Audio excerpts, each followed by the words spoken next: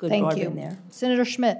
Thank you, and welcome back, I suppose. My first time with you, but I did want to touch on a couple of issues maybe that have not been addressed yet. The FCC, as you know, has an important role in the lives of Americans. It is an independent agency, of course, with the stated mission of overseeing and improving our communication system. But beyond those stated goals, the FCC also plays an important role in safeguarding some of our most important and fundamental rights. The FCC ensures that our nation maintains the principles of freedom of speech and freedom of expression. The First Amendment, I really believe, is our pressure release valve as a country to speak your mind. And the FCC is crucial in ensuring Americans can express themselves, agree, disagree, and ensure dissent is protected. In carrying out the agency's duties, the FCC ensures that we're able to connect with friends and family, but also exercise our fundamental rights of freedom of speech and hear differing viewpoints. An FCC commissioner must commit himself or herself to these noble goals. And commissioners should work with Congress to protect Missourians and every American's right to freedom of speech. Our republic simply cannot endure if we decide that only certain individuals or certain viewpoints can be heard, silenced, or censored. Yet in direct contrast to these principles and freedoms of this country was founded upon, some of the largest companies in the history of the world, these big tech monopolies, have worked recently to silence or censor viewpoints, specifically conservative ones.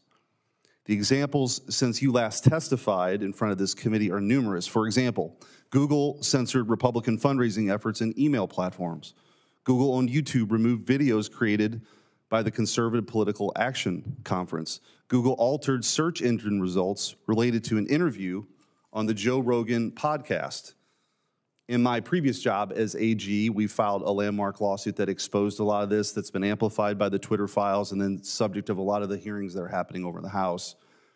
What deeply concerns me is that you've spent the last 2 decades of your life pushing an agenda on behalf of these same big tech companies. The ties between you and these big tech companies are clear, numerous, and quite frankly, disturbing. Public Knowledge, the nonprofit that you founded in 2001 and served as its president, received $100,000 from Google, over $50,000 from Amazon, over $50,000 from Facebook, as well as hundreds of thousands of dollars from third-party groups connected to these big tech companies.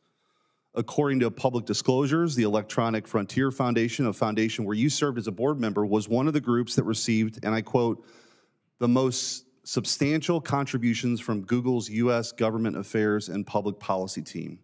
Your ties to Google were so tight that already back in 2007, Politico noted that you worked closely with Google on several policy issues. According to MANA, a national Latina organization, as a senior advisor to the FCC several years ago, you championed a proposal to let Google and other tech monopolies pillage minority programmers' television's content without paying for it. In 2020, you criticized my colleague, Senator Cornyn, and continue to push the big tech agenda by defending Section 230 liability protections for those companies. So my first question simply is, do you honestly expect the members of this committee or the American public to believe that you can be neutral with this long history and conflict of interests? Absolutely. And let me say first, Senator, nice to meet you as well, that the FCC does not have jurisdiction over Google. I had to provide every single radio, television, and news article that I was quoted in for the last 10 years. You will see, particularly in the last 5 years, I have been as critical of big tech companies as you have. So my relationship with them back in the day when they were smaller, when they promoted policies that public knowledge agreed with, yes, we were on the same side.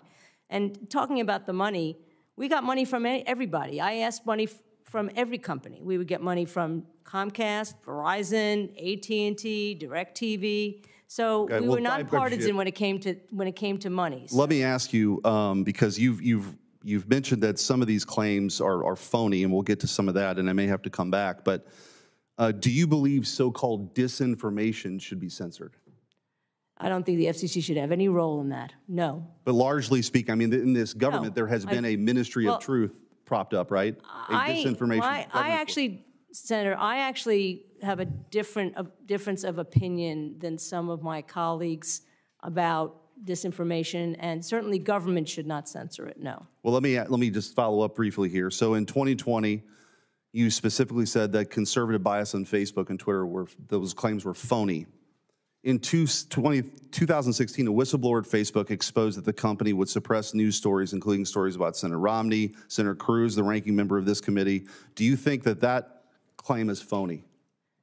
I'm not saying that claim is phony, but what I was tweeting about was the fact that there was a guy who would every week list the top viewed things on Google, or the top